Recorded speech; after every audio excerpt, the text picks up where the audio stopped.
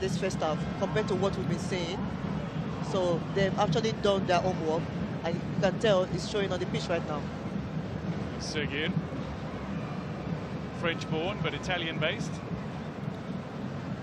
Lagush just leaving that behind from Rabit, and El Shad being brought into play. And yes, I mean, going back to the point of Renaud Pedros, he guided Lyon in France to their 12th and 13th French league titles, and he guided them to their 3rd and 4th UEFA Women's Champions League titles as well. Yeah, He's somebody with a great deal of experience and has looked to change Moroccan women's football, and he certainly seems to have done so. As don't know if feeds again. You can tell is a handwritten note on all the players, the way they're moving, mostly the players in front, and then the way they're delivering the ball. You can tell he's doing a lot of great job with this team. Lovely delivery here, and that is not far away from being an absolute perler of a finish. Rosella Ayane, a snapshot that had flair and flamboyance about it. Look at this delivery from Eid El Hajj, and then the attempted finish, my word. What a strike. What a strike right there. Ayane, she's one of the prolific striker in this tournament, but things are not actually going the way she really wants right now. They haven't clicked yet. If you ask me, I think she should be like 6 goals up right now, but she has just a goal in this tournament. I think you're right. I mean, when they beat Burkina Faso by a goal to nil, she could have had a hat-trick. She could have scored at least another 2 against Uganda, when she did score against Uganda in the 3-1 win, and against Senegal she had chances too. Delivery in here, Rosella Ayane, header straight into the defender ahead of her. It looked to be Muchawe who got her body in the way, and Rosella Ayane, she's been kept quiet for the vast majority of this opening half, but in the closing minutes she has just sprung to life with a couple of touches that seem to indicate that she is both dangerous and hungry to score. Oh, she's a dangerous striker. She does everything on the pitch. Her movement off the ball, on the ball, opening to space, the wide position, everything has been perfect. You hardly see her go on offside or offside position, stuff like that. She's one of the best strikers in this tournament. Morocco in possession down the near side. Sanam Soudi looking to get this ball forward as we hit the 45-minute mark. I can tell you 5 minutes of time has been added. So 5 minutes for one of these two sides to give themselves an advantage to take into half-time. Shebak up against the opposing captain, Utlakhile. Redouani. Seguin has gone forward again. It's just bounced around, a little pinball between the Botswana defenders and eventually hacked away. Eid El Hajj. I think Morocco have to do more now. When you have 10 players behind the ball, it's really dangerous for you to, like, it's difficult for you to find that space behind the defenders or behind the midfielders. She loves a tactical battle, does Khaoulet Koutlisan.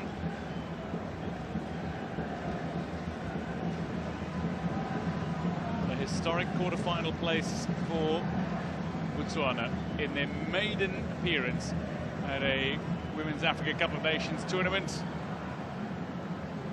and they're playing in a match that could secure them a place in the FIFA Women's World Cup next year.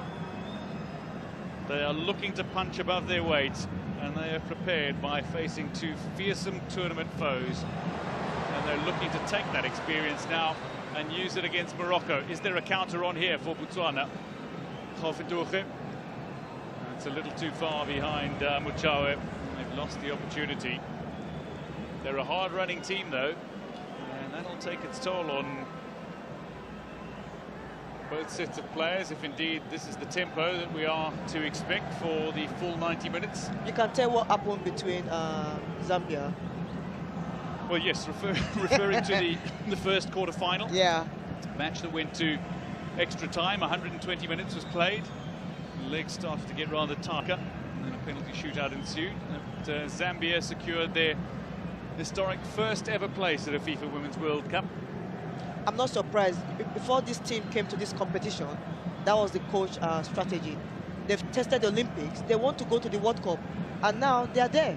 They've gotten their ticket. Now they're looking to win the cup. With the Zambia team, anything is possible. Do not underrate them. Anything is possible with Botswana at the moment as well. Looks like there has been a little successful Kasafa. Bear in mind, South Africa is also into the quarterfinals. They take on Tunisia for a place in the World Cup and indeed in the semi-finals. And then the other is one that you will have a personal interest in, is Cameroon and Nigeria go head-to-head. Oh, that would be an interesting game tomorrow. I promise you that. You have two giants of Africa. They are going to collide tomorrow. So two sides that are regular qualifiers for the FIFA Women's World Cup. Yes. We're seeing some fresh faces, though, qualifying for the next edition from Africa. 2 minutes of added time to go in this opening half, largely because of the equipment failure it was from the referee, not because of any player injuries or concerns, genuinely. Well, there was a little concern for a couple of players for brief moments. It's Mrabet. This Moroccan side upset Cameroon at the Aisha Buhari Cup last year.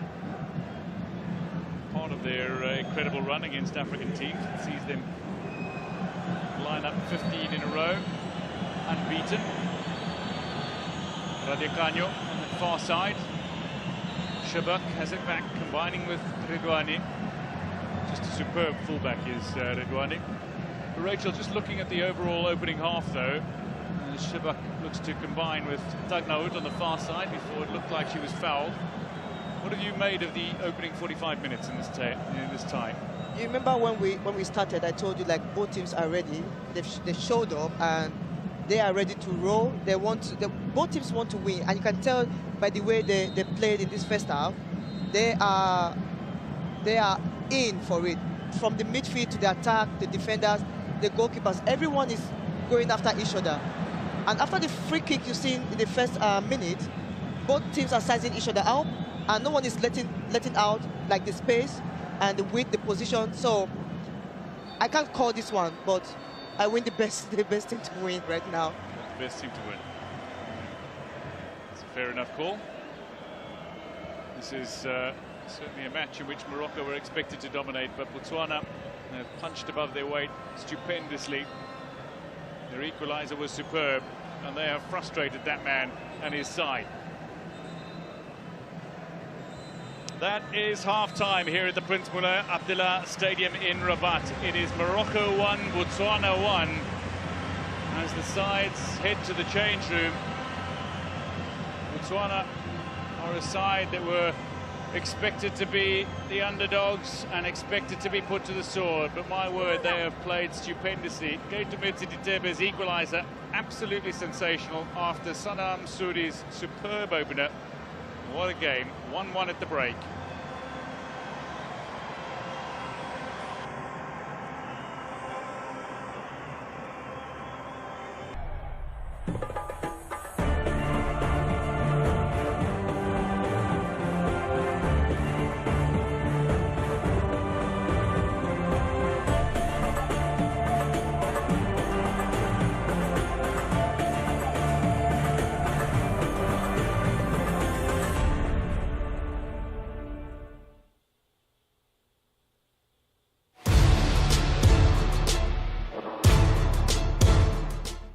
I'm truly honored and grateful for the opportunity, and knowing that the girls that are in the squad, they are so competitive, and we all have a different style of play. We're trying to show the women out there that we're fearless, you know. We're not scared. We can see that there's a lot going on in our country right now. We're trying to bring a lot of hope back, and I think that's why it's becoming a bit more personal for our South Africans. If we win this, we're trying to bring the country together, to unite the country. Hopefully we can get that elusive medal and take that monkey off our back, but it's going to be a tough tournament and we have to be ready for every eventuality.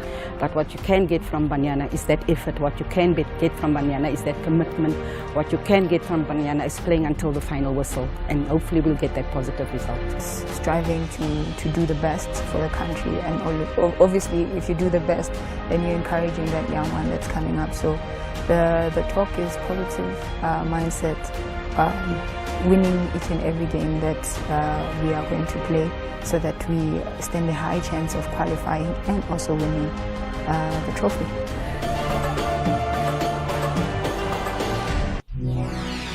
Mense as jy nou nog nie weet nie, né? Jy kyk Fundies.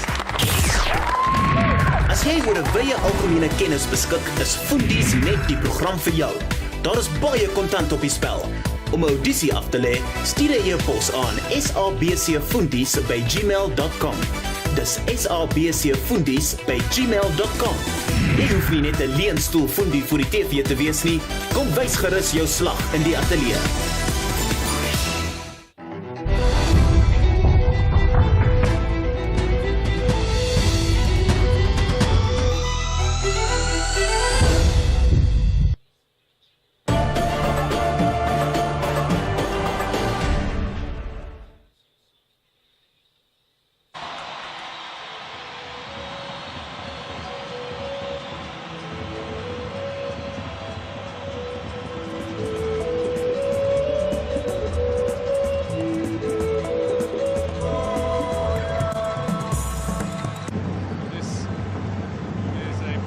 Side who have campaigned successfully through the group stages after an opening day victory over Burundi, subsequently found themselves losing to South Africa and Nigeria, but they feel they are adequately prepared now to take on a Moroccan side who've got 3 wins from 3.